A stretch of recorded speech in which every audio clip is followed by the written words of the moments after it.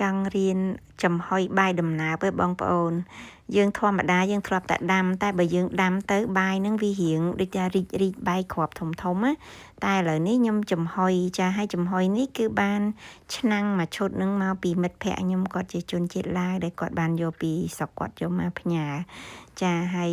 ធ្វើពីអាស័យអញ្ចឹងប៉ុន្តែចំហុយទៅល្អមែនបងប្អូនបាយគឺអត់មានបាក់មកគ្រាប់ទេអង្គចាហើយនៅរលូនទាំងអស់ល្អមែនតែនហើយអត់ចេះជ្រាយអត់ចេះអីទេហើយសំខាន់គឺយើងត្រាំអង្គនឹងទុកបានពី4ម៉ោងឡើងទៅខិតតែល្អបងប្អូនជួនកាលបើយើងដឹងមុនអញ្ចឹងយើងអាចត្រាំទុកពីមួយយប់ណាព្រលឹមឡើងមកចំហុយអីចឹងក៏ល្អដែរព្រោះបាយនឹងវាទន់ជាងនឹងតិចទៀតចាដល់ពេលយើងដាំទឹកក្នុងឆ្នាំងហ្នឹងមិនបាច់ដាក់ទឹកច្រើនពេកទេដាក់ប្រហែលជា2ថ្នាំងដៃអីពីបាតវាមកបានដែរបងប្អូនហើយដាំហ្នឹងពេលយើងចាក់អង្គចូលទៅអញ្ចឹងពេលពេកថាដល់បានប្រហែលជា10នាទីអីហ្នឹងឆ្អិនហើយតែ10នាទីយើងត្រឡប់បាយនឹងម្ដងសិនណាយើងក្លុកវាមកត្រឡប់ពីលើចុះក្រោមហើយដាក់ប្រហែល5នាទីទៀតទៅឆ្អិនសព្វល្អទាំងអស់អញ្ចឹងមកន័យថាចំហុយបាយប៉ុណ្ណឹងបែបប្រើពេល5-10នាទីអីចាគឺបាយនឹងឆ្អិនល្អហើយអត់មានបាក់មកគ្រាប់ទេបងប្អូនឆ្ងាញ់ទៀតណាចាឥឡូវបាយយើងបានឆ្អិនហើយដល់ពេលម៉ោងវិខ្ចប់ហើយចាខ្ញុំមានសាច់មាន់អាំងដែរចាលាយជាមួយនឹងចឹងទៅយើងខ្ចប់បាយកញ្ចប់ដាក់សាច់ម្ដុំមកដល់ពេល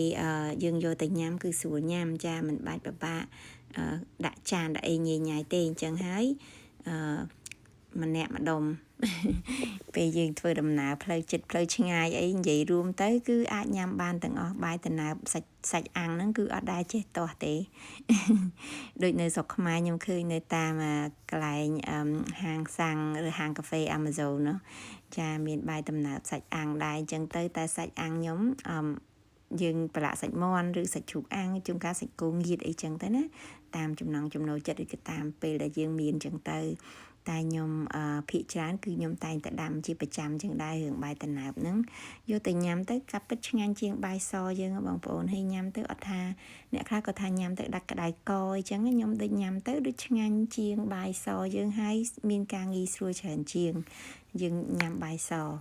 ចាចឹងទៅម្នាក់មកកញ្ចប់2នាក់សម្រាប់ចិត្តខ្ញុំតិចទៀតយើងឡើងជិះយន្តហោះដើរលេងចឹងទៅក៏ខ្ចប់បាយតាមផ្លូវបន្តិចដើម្បីពេលយើងអង្គុយរងចាំ 3-4 ម៉ោងអីចឹងវាយូរពេកអីចឹងខ្ជិលទៅរកទិញអីញ៉ាំចឹងណាចាអរគុណ